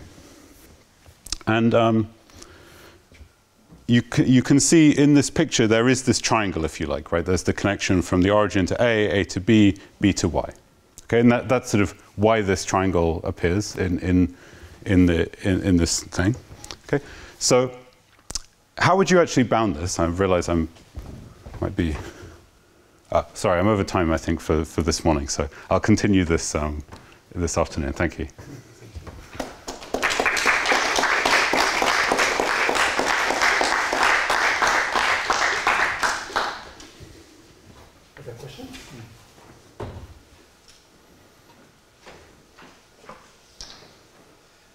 I was puzzled by the conjecture to stake it in dimension 6. Yes. Because they make sense only if we know that there is no percolation at criticality. Yeah. So, which is not known yet. Yeah, I guess, you know, it's often the way these things go, though, like, for example, in high dimensions, right, we know that there's no percolation at criticality, but only via this proof that actually establishes the full critical behavior. You know, it's not like in the Haaron-Seid proof you first prove that there are no infinite clusters and then you analyze them. It's you do everything all at once, and it's quite plausible that any analysis of 6-dimensional percolation would also have that feature. So I can say in the context of long-range percolation, which I'll talk about, there actually were purely qualitative results proven by Noemberger that showed that the phase transition is continuous, that you don't have any infinite clusters at criticality. But and then there are the later results of myself that I'll talk about that give you quantitative understanding of the critical phenomena. But the quantitative results don't rely on the qualitative results. They always reprove it. It's sort of, I can't think of any circumstance where it was actually useful just to know the qualitative statement in order to prove the quantitative statement.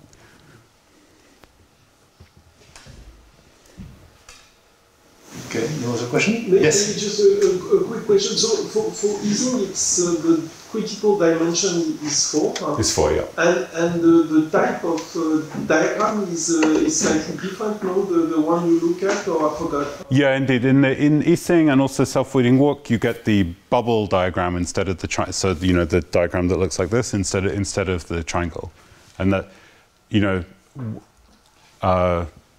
I'll finish this afternoon telling you about why this leads to the critical dimension being 6, but it's very similar for those models. You get 4 being the critical dimension because the relevant diagrams are different. And in the lattice trees, for example, the relevant diagrams are the square diagrams, which is why you get critical dimension 8.